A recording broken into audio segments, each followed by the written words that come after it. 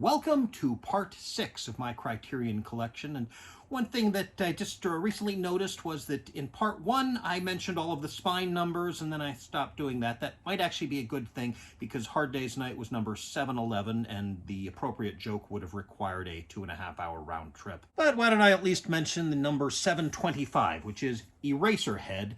This is David Lynch's debut feature film, starring John Nance as my high school yearbook picture. It's a little hard to put it into words, although David Lynch probably did it well when he said, "A dream of dark and troubling things." Henry, whose hair was actually literally done by the log lady from Twin Peaks, is this guy who is kind of forced to marry his girlfriend because he got her pregnant, and she gives birth to this weird mutant baby that David Lynch has never explained how they did it. I think it's probably just a puppet coated in glycerin or something. It's a good effect. I think he wants to maintain the mystique and also, the rumors that maybe he was doing something illegal. If you're easily grossed out and don't like being grossed out, I would not recommend this. It's very interesting. There's no commentary. Lynch, I think, usually doesn't do commentaries, or maybe never does commentaries. Also, there are some of Lynch's short films on here, and, well, I also have a disc of them. I think there's a reason why I'm still holding on to this, even though I have this. Not sure why. I'll have to look it over. Watership Down, the animated film that's definitely not for small children, based on Richard Adams's novel. And actually, I had a copy of this previously. It was from Warner Home Video. I think it was even released under their Warner Family label. I didn't even like when they did that with Batman. It used to be Warner Television Animation, but then it's Warner Family Entertainment. It's like, Bugs, I love you, but you don't belong there. Also, no commentary, but a lot of interesting stuff. I really need to phrase that better. But it does include rabbits have their own mythology, and the animation for that is much done in a different style, based apparently on Aboriginal art, done by John Hubley.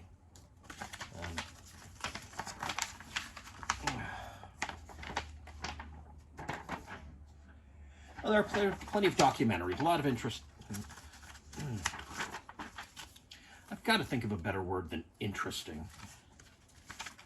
But, I remember when I was younger, actually my 5th grade teacher read this to us, and, well, I remember reading the book and being disappointed that there were some changes in the movie. I can't even remember what those changes are. I think that was when I was in the phase that any changes in the book are wrong, and when I grow up, I'm going to make movies based on books that are exactly like the books and don't cut anything out. And I suppose I could do that if there were a mini-series. One of these days I need to do a video about whether changes are good or bad. I remember The Wizard of Oz. In retrospect, one part of the movie is better. In the book, the wizard basically gives Dorothy's friends placebos. In the movie, he gives them confirmation that they already possess the qualities they were searching for. Limelight, Charlie Chaplin's final American film. And I was actually mistaken when I was discussing Monsieur Verdoux. It didn't just make less money than the previous 5 features from Chaplin. It barely broke even. Well, one difference here with Limelight is that he didn't try to be controversial. I don't think it was a deliberate attempt to not be controversial. It was just, he basically made films based on what interested him. Limelight was actually shot in only 55 days, which is, never mind being less than several years, that's less than 2 months. It is. Charlie Chaplin plays Calvero, an aging music hall comedian in 1914 who has fallen on hard times. I remember trying to analyze this, but one has to be careful with that. Then I finally read the relevant parts of his autobiography. Chaplin mentioned that he saw this great comedian who, years later, and the guy had lost touch with his audience. He had apparently become too introspective, and Calvero apparently the same way, although it doesn't feel like he's lost touch, because when he does the music hall routines at the beginning of the film, to silence at best and vegetables hurled at him at worst, the act seems identical to when he later performs it for an appreciative audience. So that might be somewhat prescient, in fact, but I don't know, maybe Chaplin just can't play somebody who is less funny than he thinks he is, like Ricky Gervais did in the original version of The Office. Like, kind of did that in The Circus, except, well, there, he's a guy who is only funny when he's not trying to be. That's not quite the same thing, but there's also what is probably best referred to as an extended cameo by none other than Buster Keaton. It's the only time that Keaton and Chaplin appeared together on film, and it is hilarious. Actually, most of the music hall routines are hilarious in this film. As I said, this was Chaplin's last American film. When he went off to Europe partially to take a vacation and partially to promote his new film, he was informed that he was not allowed to return to America unless he basically sat in front of the McCarthy Committee. And he finally said, well, if they don't want me, they can go, thought there'd be less than 5 up, didn't ya?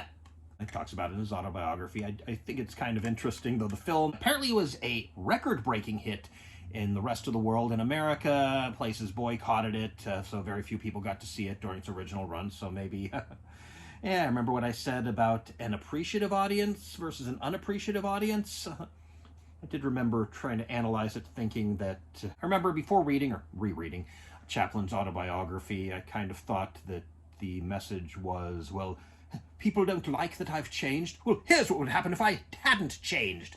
Though that doesn't quite work, because then I don't know. Although then again, maybe it is because the same routines in front of, at the end of the film are for an audience that knows these are old routines.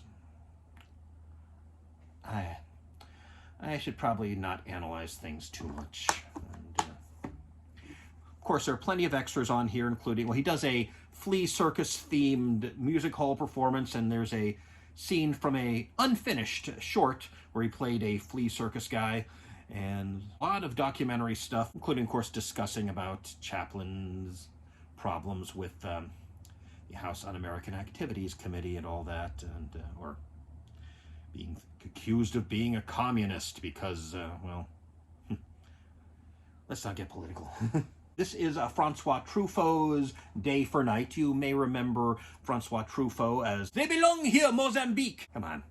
Some of you have to be geeks. The French title is La Nuit Américaine, which I wondered for a brief moment, and then I looked it up, and sure enough, of course, Day for Night is, broadly, it's just when you shoot something that's supposed to take place at night during the day, and there are ways to make it look like it's night, some more effective than others. The French term is La Nuit Américaine, and it's because the way they shot Day for Night at the time the term was coined was by putting a filter on the lens, and the filter was made in America, hence the American Night. And this is a very interesting film. Leonard Maltin, I believe it was, called it the best movie about making movies ever.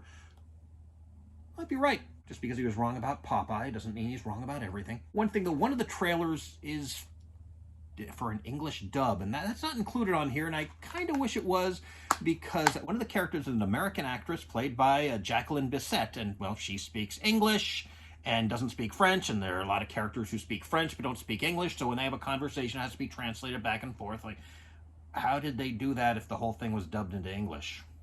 The Apu Trilogy, which, as you can see, I haven't opened yet, and I haven't seen these movies yet.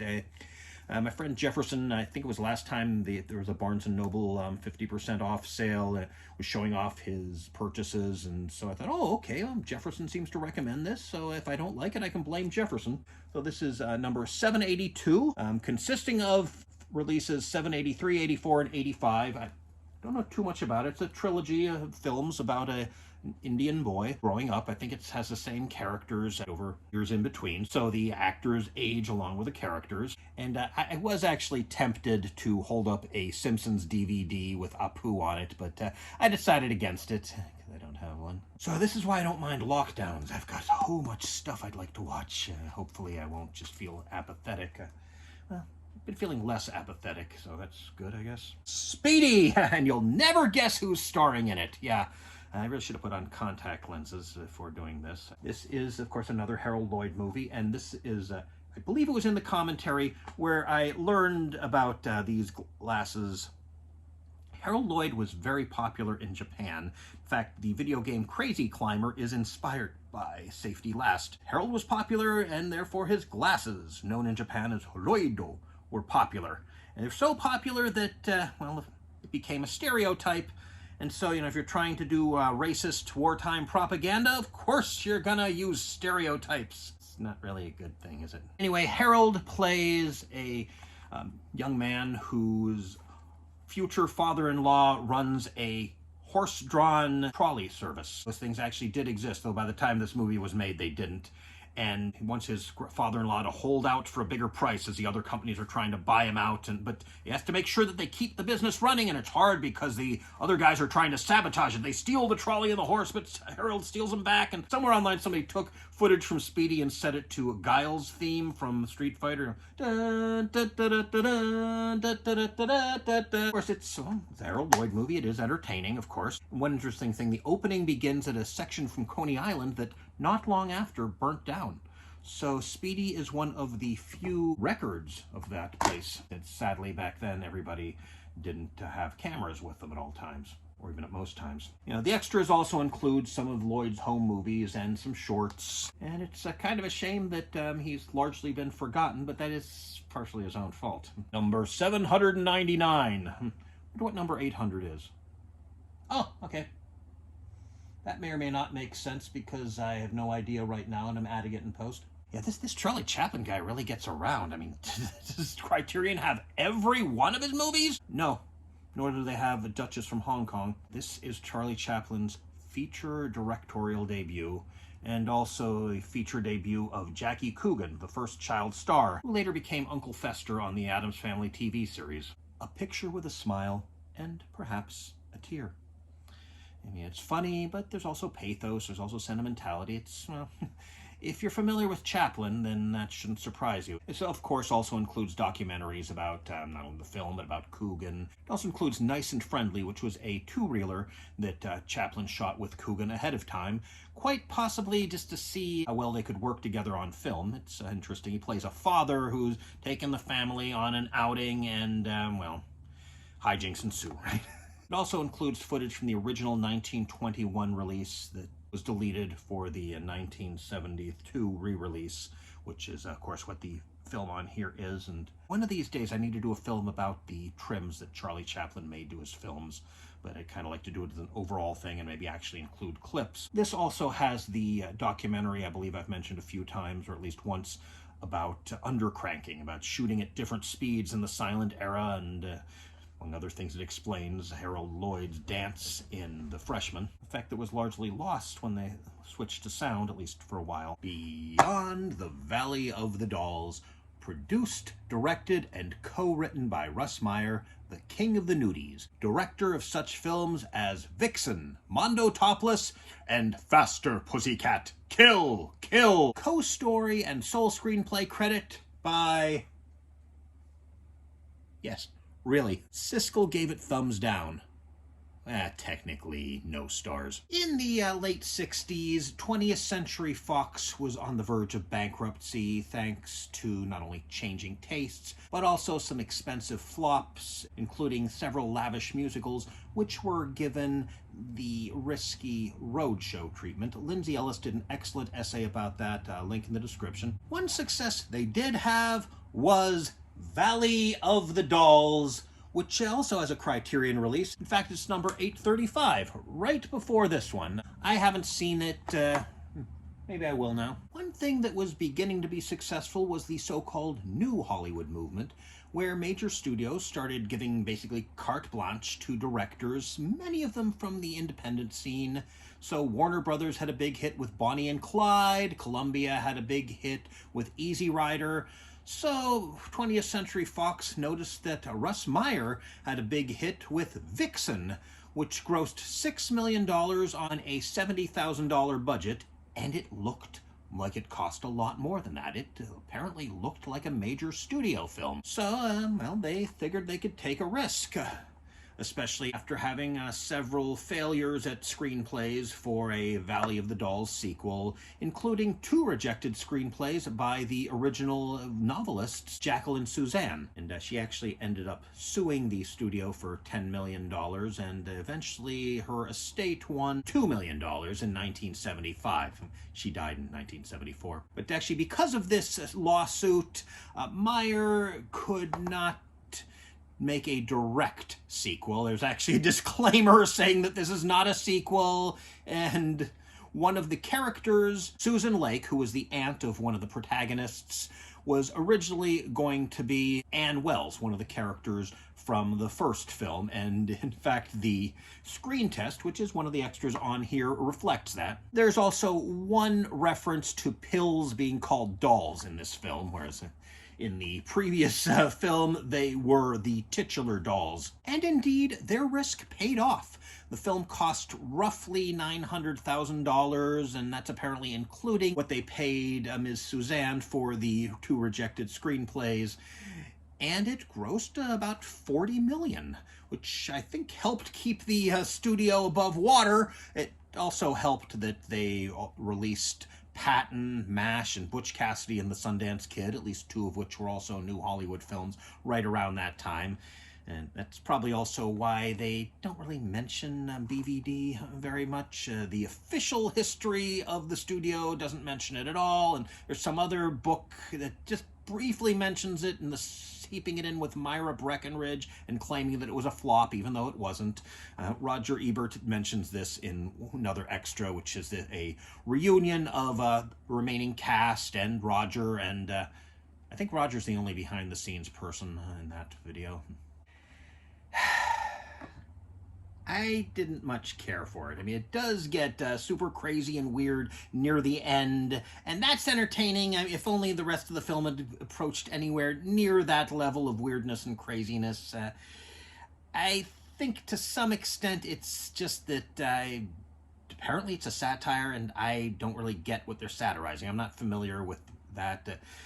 John Waters mentions it in another extra. It's a half-hour interview with him, and very interesting. Well, John Waters is an interesting interview. Ebert also mentions it in the reunion video, and I think it's also, a lot of this is exaggerated 60s, and I think Austin Powers did it better, probably because it's easier to satirize the 60s when you're looking back at it from the 90s, as opposed to during the 60s. You know, a lot of stuff might seem outrageous then, and not so much to someone in the future.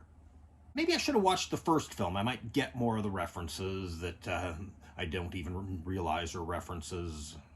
It is kind of a thematic sequel. The original film was about 3 aspiring actresses who try to make it and run into drugs and all kinds of other bad stuff. And this is about 3 aspiring rock musicians, or actually, as one of the characters puts it, we're in a rock band. She's an English actress whose American accent slips periodically. And again, they run into crazy stuff, though I guess it's exaggerated. Again, should have watched the first film. But even if I didn't like the film, the behind-the-scenes stuff is interesting, entertaining, and well worth the price of the disc. I mean, it's not as bad as I may be making it sound. The songs are great for the most part. I almost feel tempted to buy the soundtrack album after I see how much my next electric bill is, maybe. And it's kind of progressive for the time, that the black characters are middle class and do the same things the white characters do. I mean, Night of the Living Dead did that as well, but not only is that an independent film, but as Dwayne Jones himself pointed out, Ben didn't really have a backstory. He's just there, and that was because Ben was originally written to be a truck driver, but he didn't come across as a truck driver. Dwayne Jones came across as an intellectual, which indeed he was. He was a college professor. Unfortunately, they didn't give him a new backstory, which is probably why Stephen King referred to him as a black drifter. Should I even mention The Bad Day for Night? A lot of stuff that would be unacceptable for a major studio film these days was acceptable. I mean, I remember watching the Bond film For Your Eyes Only, which came out in 1981, which a decade plus 1 year after this film. I watched that incessantly when it was on HBO in 81, 82, and years later I rewatched it, and I immediately noticed when they showed Bond skiing, it was very obviously rear projection, and I didn't notice that in 81, and I'm guessing audiences of that time wouldn't have either. Well, back to the positive stuff. It has 2 commentaries. One is by the cast, the other is by Roger Ebert, and both are very entertaining and make the film better. It's irritating when a character's personality or motivations abruptly shift just because the plot demands it, but it's entertaining when the writer is pointing that out. If I can go back to the negative for one moment, one character is the daughter of a senator, and they mention that twice, and it never goes anywhere, and they never mention it again, and she's forgotten about for a while, and suddenly we get back to her, and suddenly she's into drugs heavily. And actually, though, they do point that out and point out how ridiculous it is, so I guess it's, again, less of a negative when they're pointing it out.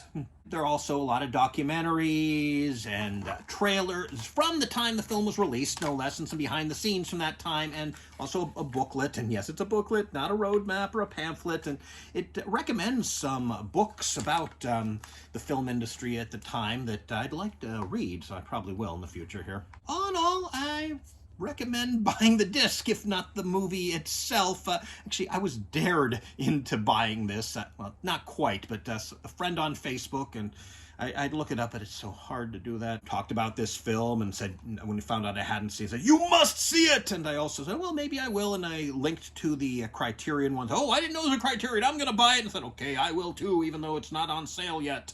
And I think maybe I need to make a shopping list for the next time BNN has a Criterion sale. That might be why I don't buy the soundtrack album, because I'm saving up for the Barnes & Noble sale.